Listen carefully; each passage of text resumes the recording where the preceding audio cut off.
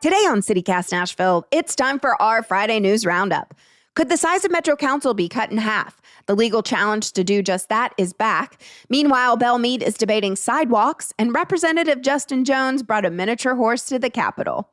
Joining me today is executive producer Whitney Pasterek and Nashville Scene columnist and CityCast Nashville contributor Nicole Williams to help make sense of it all. It's Friday, March 21st. I'm your host, Marie Cecile Anderson, and this is what Nashville's talking about.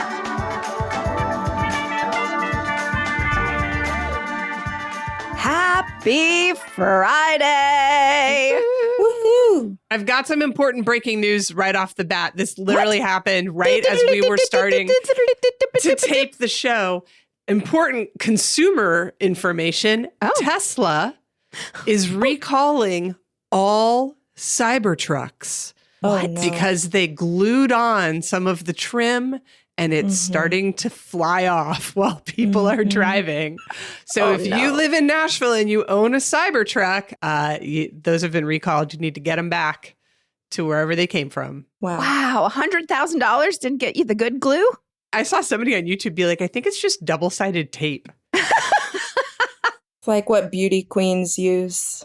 Yeah, exactly. It's boob tape. Keep their dresses. Double-sided tape for prom dresses. Yeah, I love it.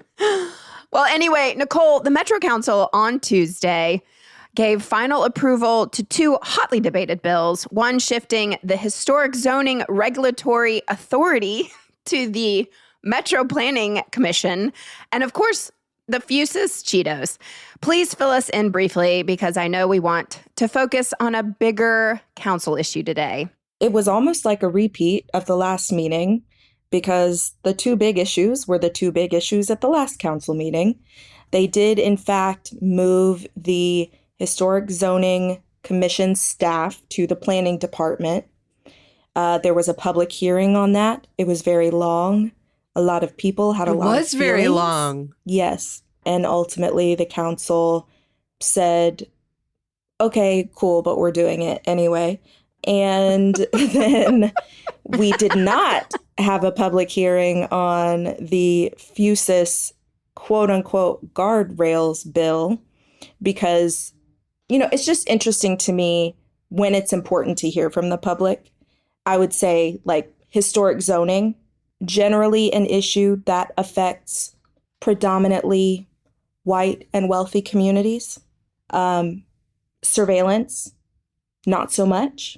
But in any case, both of those bills passed on third reading, and we will see what comes of Fusus. Because again, this was not approving a Fusus contract. This was setting up a system of alleged guardrails that will allegedly protect us. Do you have a cat who's upset in the background, Nicole? Yeah. Aw, the cat doesn't like the Fusus Cheetos any more than we do. She really doesn't. She's not a fan. She's like, I don't feel safe. So it was interesting to me, though, that a couple of the council members they seem like they're holding out some hope that Freddie is not going to make them vote on another Fusus contract. They were like, maybe we'll just pass these guardrails and then we can all be done with this conversation. Which is a lovely thought. For the moment, we have these restrictions on a system that doesn't yet exist. Well, there's some real news, though, Marie, that we want to get into. And I'm so excited Nicole is here to explain it for me because it's the return of a court battle between Nashville and the state of Tennessee over the size of Metro Council. Nicole, can you please help us understand what's happening? Yeah, so in 2023, the state legislature passed a bill that would have essentially forced Nashville's council to reduce its size from 40 members to 20 members in time for the 2023 election. And a 3-judge panel at that time gave Nashville a reprieve on that. They said, whoa, this is way too close to an election. You can't do that. And the state has appealed that decision. There were also some other grounds for granting Nashville's request, mainly around the idea that this bill it's very carefully worded to make it seem as though it's not targeting Nashville, but in practice, it very much is targeting Nashville. The 3-judge panel also said, like, that's not cool. And so the state appealed. They just had a hearing before the Tennessee Court of Appeals on Wednesday. And so we got to hear the arguments for and against keeping the law in place. The appeals court judges seemed a little skeptical of Nashville's arguments because at this point, we're just getting really technical into the language of the statute. And I don't really want to go into all of that because it will put you to sleep. But if you need to go to sleep, just, call me and I'll explain it to you, I guess. If I'm having trouble sleeping later. Love it. Thank you for offering that. But they were also skeptical of the state's argument that no, this was not designed to target Nashville. It would also apply to other metropolitan forms of government, of which there are only 2 in the state of Tennessee. And neither of them have legislative bodies that are bigger than 20. Exactly. Choosing 20 meant nobody else other than Nashville would have to change the size of their council. So we'll see. I don't know how quickly the appeals court will rule on this. I have sort of predicted that we would ultimately lose because of the way that the statute is worded. I think that for the 2027 election, we will have to redistrict and reduce the council size to 20 members. So this idea that the legislature can't pass something that only impacts Nashville, that's known as home rule, right? Yes. And there were 2 other bills that were passed during the same legislative session as this one, which was a bill taking over our sports authority and a bill taking over our airport authority. And both of those got overturned on home rule, did they not? Yes. So why would the state, let's just assume that this is fine and home rule isn't going to matter. Why would the state want to reduce our council size other than just to screw with us? I don't see any reason why they would want to do that other than to screw with us. They've made arguments about how they're concerned about legislative efficiency, but that's sort of, okay, we've had 40 members of our council since 1963, and that hasn't been an issue. And I would like to say, too, I'm fine with a 20-member council. I don't love that the state is trying to force us to do that. I think it should be a decision that Nashville makes for itself. But ultimately, I think there are some things that we could gain from having a smaller council. We could have full-time council members who get paid for full-time work. So they're not having to do this side job that is basically a full-time job. They could have staff, just really dedicate more time to this job that really does require full-time effort if you want to do it well. Right. And I just want to remind everybody the environment that this bill came out of back in 2023, that was also the same session that saw the Tennessee 3 get expelled from the legislature because the ruling to put an injunction on it to stop the council from being cut in half literally came in while we were all sitting at Metro Council waiting for them to appoint Justin Jones back into his seat. It's also the same session where they dismantled our community oversight board. So it's that environment that I think our local leaders are still reacting to when we hear them talk about how we don't want to piss off the state. We don't want to, quote unquote, poke the bear. We sort of live under constant threat of having our autonomy infringed upon by the state legislature, and the council and the mayor can make decisions about whether they want to do what they think it's going to take to get out of the bullseye, or they can just run Nashville how they want to run Nashville and let the state do what it's going to do. To be continued. Love it. I love a cliffhanger. Let's take a quick break. When we come back, we're going to talk about an all-timer of a lawsuit that was filed this week.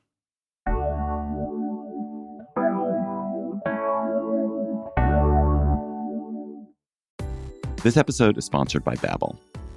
Are you holding back on foreign travel plans this year because you're afraid of the language gap? I'm not. because I have Babbel. I'm David Plotz, the CEO of CityCast, and I'm learning Spanish on Babbel, getting ready for a trip to Mexico City. Babbel is the language learning app that gets you talking. Babbel's quick 10-minute lessons, handcrafted by over 200 language experts, get you to begin speaking your new language in 3 weeks or at whatever pace you choose. Babbel's tips and tools are inspired by the real-life stuff you actually need when communicating. With a focus on conversation, you'll be ready to talk wherever you go. Babbel has given me great lessons on getting directions, ordering in a restaurant, and making plans. And of all the things I'm doing in Mexico City, I'm probably most excited about the soccer game we're going to. So I was excited to learn how to cheer from Babbel. That'll be me you'll hear yelling, "Fuerza Tigres! Fuerza Tigres!" With over 16 million subscriptions sold, Babbel's 14 award-winning language courses are backed by a 20-day money-back guarantee. Let's get more of you talking in a new language. Babbel is gifting our listeners 60% off subscriptions at babbel.com/citycast. Get up to 60% off at babbel.com/citycast. Spelled BABBEL.com/citycast. Babbel.com/citycast. Rules and restrictions may apply. And we are back talking about one of my favorite topics to discuss here in Nashville, and that is sidewalks. Oh, we love them. We don't have them. They end here. Well, they are up for debate in the glorious city of Belle Meade. Yes, it's their own city. A proposed plan by the city of Belle Meade calls for 5-foot sidewalks on each side of the median on Belle Meade Boulevard from Harding Place to Page Road, which is about a mile. Nicole, are you familiar with this road, Belle Meade Boulevard? Yes. Yeah. I actually grew up with friends who lived in Belle Meade. It is like another world. Belle Meade Boulevard is beautiful, and some people in Belle Meade are really upset about this sidewalk. So a newly formed group called Friends of Belle Meade Boulevard They're sued. friends of a street. I don't have enough friends. I need some friends. I need to make friends with some boulevards. But they're suing. Well, I mean, is it really any different than like Friends of a Park? As I'm literally wearing Friends my of Friends of Shelby sweatshirt on the broadcast today. Yes, the parks need fundraising. You can be friends of an animal sanctuary. They need fundraising and support. Something tells me Belle Meade Boulevard is doing okay. I don't know.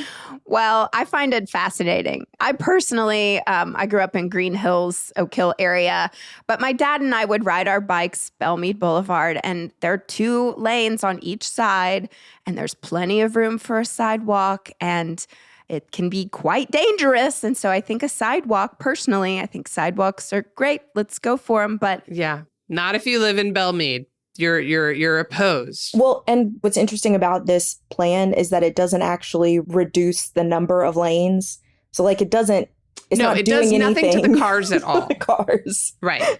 And my other favorite thing is that in this lawsuit where they're saying that the city is violating a 2018 resolution requiring unanimous approval from residents who would be affected by a new sidewalk, they're saying that they want to keep the historic character of Belle Meade Boulevard, which, cool. You know what you were doing back then? Walking. Maybe you had a horse. Maybe there was a streetcar. Can we run a streetcar? a zip line, please. Everything about this is so absurd, including the fact that wouldn't the nice people who live on Belle Meade Boulevard like to be able to walk in their own neighborhood? Apparently not. I think it's just interesting in the lawsuit that it states that the sidewalks project conflicts with Belle Meade's existing residential zoning classification, which emphasizes a quieter, less urban environment. And you know what urban's code for? Mm-hmm. Ding, ding, ding. Why is walking urban? Like, what? I'm so confused. Because by then all just of this. anybody could be there. Anybody could be there. Anybody Nicole. could be there. Yeah. On that 1 mile that's- strip. Mm-hmm. You don't know what kind of riffraff that's going to bring in. Can we also talk about that resolution that requires 100% buy-in from affected residents for a new sidewalk? Like, that's crazy too. Why is there such an aversion to sidewalks in Belle Meade. I really want to learn more about this. It is fascinating to me. It's not like the rest of the city is connected to Belle Meade by sidewalks. So it's not like you're going to have people from like East Nashville walking over to Belle Meade Boulevard. You know, Whitney's not going to be like taking a jog from Shelby to Belle Meade Boulevard. No. So No, I'm not. I love it. So we'll keep a close eye on this. This is interesting. But Whitney, can you give us a quick rundown of what's happening in the legislative session? Yes, I sure can, Marie. The session is still in session. Breaking news. Session. Still in session. First, Representative Afton Bain's bill to repeal the grocery tax is dead. Long live the grocery tax. They've bumped Afton's bill to summer study, which is code for where things go to wither and die. And even the Republican-sponsored bill that was also designed to end the grocery tax, but it didn't have any way to replace the lost revenue, that has now gotten a negative recommendation in a Senate committee, probably because it had no way to replace the lost revenue, which is as much as like $800 million a year. So I'm going to say see you next year to the bills repealing the grocery tax. I am sorry. The Senate has also passed a bill requiring homeless encampments to be cleared within 30 days and personal possessions to be destroyed after just 10 days. That's heading to the House next week. Obviously, advocates who work with our unhoused community say it's functionally impossible to ensure that all the residents of an encampment have been put someplace safe in just 30 days. And more perhaps upsetting, I think, is that 10-day deadline to destroy people's personal property. There was a story out recently in ProPublica talking about all the things that people lose in those homeless encampment sweeps. And it's Social Security cards and birth certificates and medication and wheelchairs and basically everything that you need to have a life. yeah, those are also things that you need to rent an apartment. Yes. Like identification. Things you need to rent an apartment and get a job. Yeah. So you're taking away the tools that these unhoused folks have to get themselves into a life with more stability, which if that's what you're saying, oh, we don't want these poor people living out in the woods, that's just not appropriate. If you're really worried about them, don't throw away their stuff. And then last but certainly not least, Gino Bulso's slate of hate bills are moving right along. The House passed his bill requiring bathrooms in residential educational facilities to be separated by immutable biological sex this week with no debate. They just said, well, here's the bill. Anyway, let's vote. It was an ugly, ugly day in the Tennessee legislature. And Gino Bulso's bill declaring that Tennessee will only recognize two biological sexes has officially been recommended for passage in the Senate and is going to start moving through House committees next week. Nicole, you're smart. Aside from harming members of our trans community, what's the kind of administrative nightmare that can come along with a bill like this? Like, what are the teachers or the staff members going to do? Are they going to be checking birth certificates, or are they going to be inspecting children visually to see what their external sex organs are? Also, we talk a lot about trans people and how these bills affect our trans community. Very true. Also, let's talk about intersex people. Like, there are people who are born with male and female sex organs. And in a lot of cases, those are people whose gender was decided for them by a doctor. Yes. Yes. So administratively, this seems like a nightmare to deal with. Also, how are we doing enforcement? Like, what's the mechanism if someone believes that someone is allowed to use a bathroom that does not correspond to their immutable biological sex characteristics? Like, right. Well, and one legislator this week even said, like, there's no such thing as gender. That's fascinating. Let's talk to Merriam-Webster about that, because there is a word that he was using to discredit the word that he was using. Like, you can't say there's no such thing as gender if you have a word to describe what gender is. Like, what?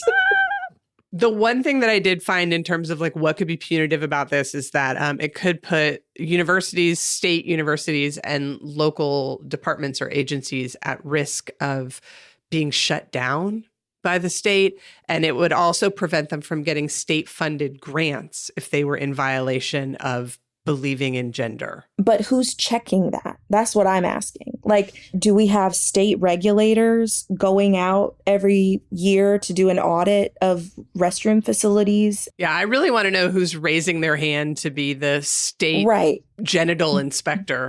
Yes. Because I wouldn't hire anybody who wants to be a member of that club. Very, very upsetting. I find it very upsetting. We're a nonpartisan podcast. But again, this is about human rights, people existing. But hey, Marie, there were a few bright spots this week. Do you want to talk about those? I would love to. Good news. No, we're not. It's not time for the song yet, Nicole. That's the third segment. Save the good news. We have more good news. We have more good news. Oh, wow. Okay. Believe it or not, there is some more good news. But yes, so HB 556, which would have required driver's license tests to be given only in English and barred the use of interpreters, failed in a House subcommittee because the business community stood up and mentioned that they have legal foreign workers who this would harm. Oh, what a good point. What do you know? Brilliant point. Thank you. Thank you, business community. Yeah. It's a good outcome, but it's kind of unfortunate that the way we had to get there was business interests. Oh, yeah. Like they don't listen to just people. Right. Mm-hmm. No, again, it's like follow God, the money. Yeah. God is one. The business is two.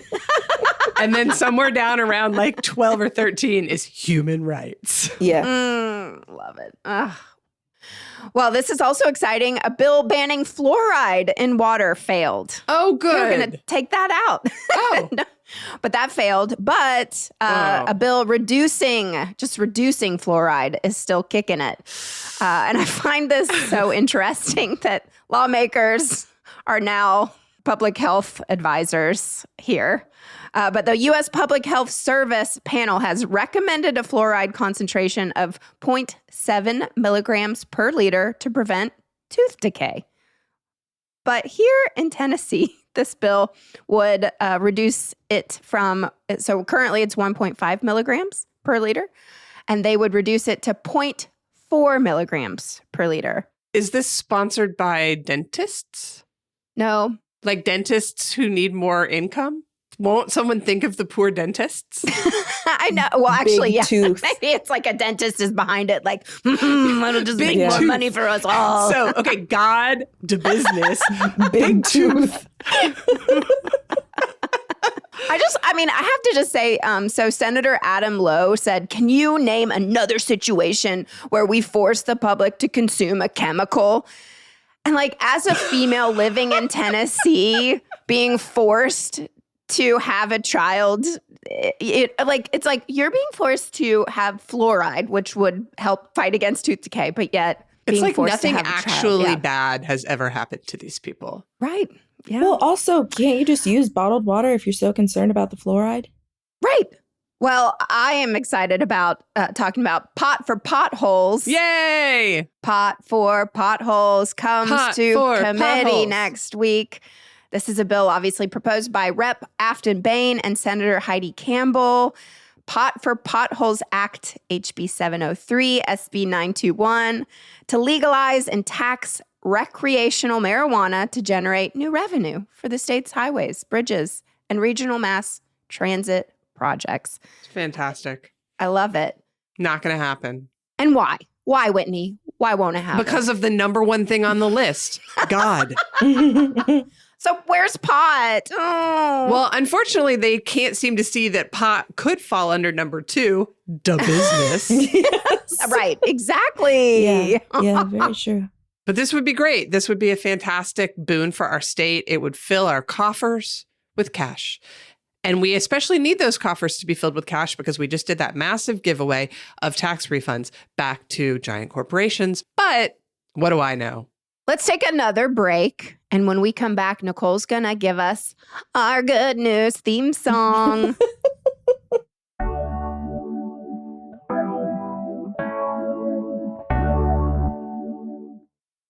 Da-na-da-na. Good news. Highlight of the week, Agricultural Day on the Hill. This was when lawmakers honor the agricultural industry here in Tennessee by milking cows and stuff.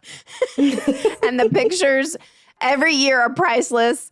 Seriously, you gotta Google photos of Billy getting up close and personal with a cow back in 2022. Oh, it's such a good picture. Seriously, folks, Oh, do yourself wow. this favor. It's iconic. It's iconic. It is Bill Lee like snuggling an udder against his face while straining to get milk.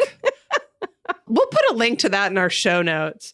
This year's winner, for completely different and entirely positive reasons from Ag Day on the Hill, this year's winner is Representative Justin Jones, who showed up with a miniature therapy horse whose name is Webster and walked him all around the Capitol.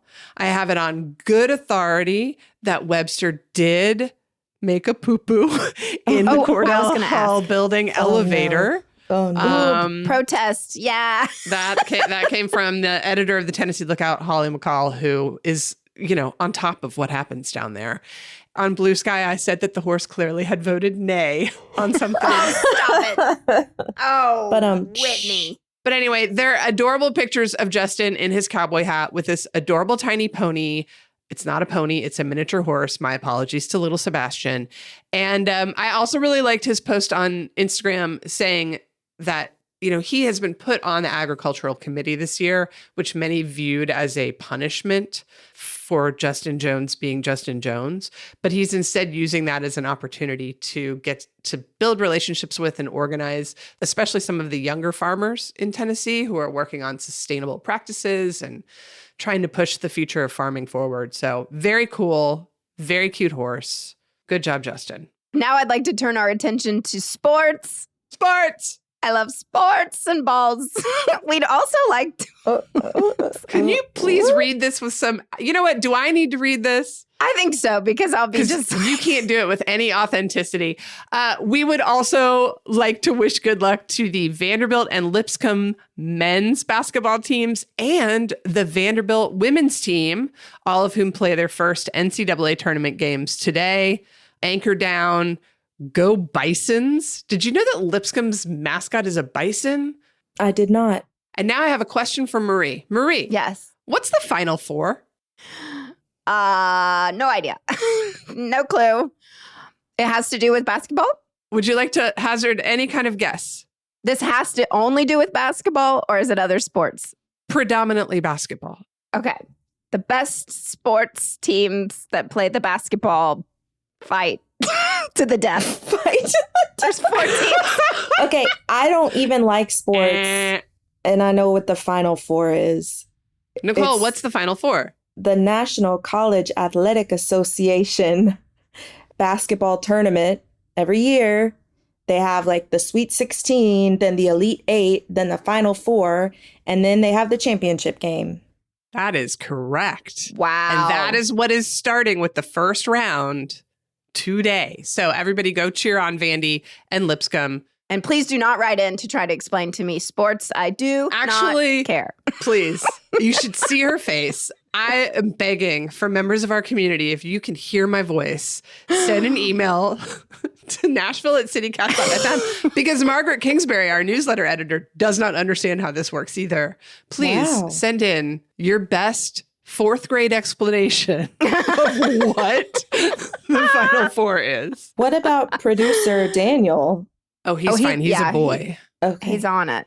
Thank you, Daniel. He's in our ears right now saying he doesn't want to mansplain. Yeah, I just want to make sure he's one of the good ones.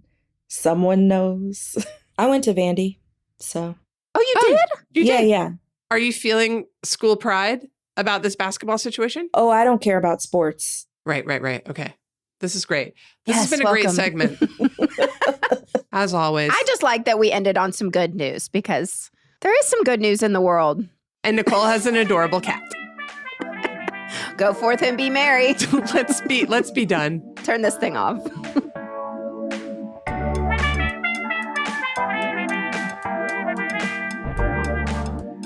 That's all for today here on CityCast Nashville. I'm your host, Marie Cecile Anderson. Our executive producer is Whitney Pasterek. Our producer is Daniel Sumstein. Our Hey Nashville newsletter editor is Margaret Kingsbury. And our theme music is by Prof Jenkins. If you enjoyed the show, why not tell your friends? Rate the show, leave us a review, and subscribe to our Hey Nashville newsletter. We'll be back Monday morning with more news from around the city. Toodles!